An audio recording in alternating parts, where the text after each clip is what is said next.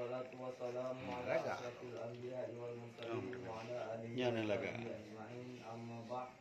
Allah lawud ke Nabi, salam kemuliaan kepada almarhum paduka yang mulia wali negara Aceh Sumatera Tengku Hassan bin Muhammad.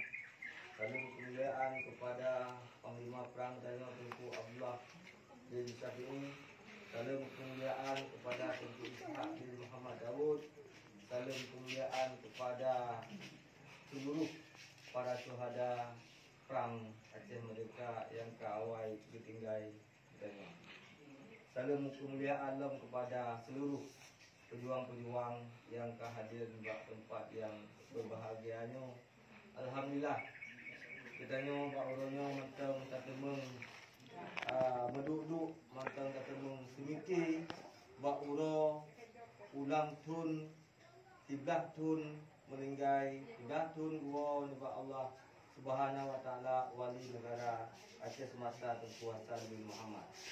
Yo ku wujud nyata kepedulian kita kepada perjuangan kepada almarhum yakni natu tapingati Pak Uro tanggal bulan 6 2021. Semoga Allah berpeluah kubu kepada para syuhada yang kata sebut nan bunuh buktanya dalam doa katanya. Semoga Allah berkesampo cita-cita para syuhada dan para pejuang yang mentong semiki demi kemakmuran dan kejayaan Aceh Sumatera. Amin. Alhamdulillah. Sebab orangnya rakan-rakan lun nanti merasa terpanggil hati dan yang mandum untuk kita peringati uro melinggai duanya Pak Allah Tengku Hassan bin Muhammad. Yang penting momennya bagi kita yang mandum. Penting tak? Karena katanya apa yang kita kuburnya adalah nanti berdasarkan dengan sejarah. Menyohana sejarah orangnya hana 4 tu yang akan dapat kuburnya ho di luar kita yang mandumnya. Tapi alhamdulillah kita yang mantang dati mikir orangnya demi kepentingan bersama, demi kepentingan bangsa Aceh orangnya.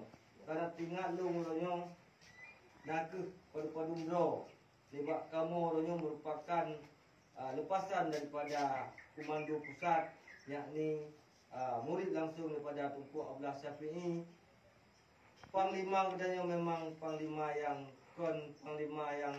hanya 4 untuk akan tetapi panglima yang sanggup mengorbankan segala-galanya demi perjuangan, demi cita-citanya, cita-cita bangsa Aceh. Nah,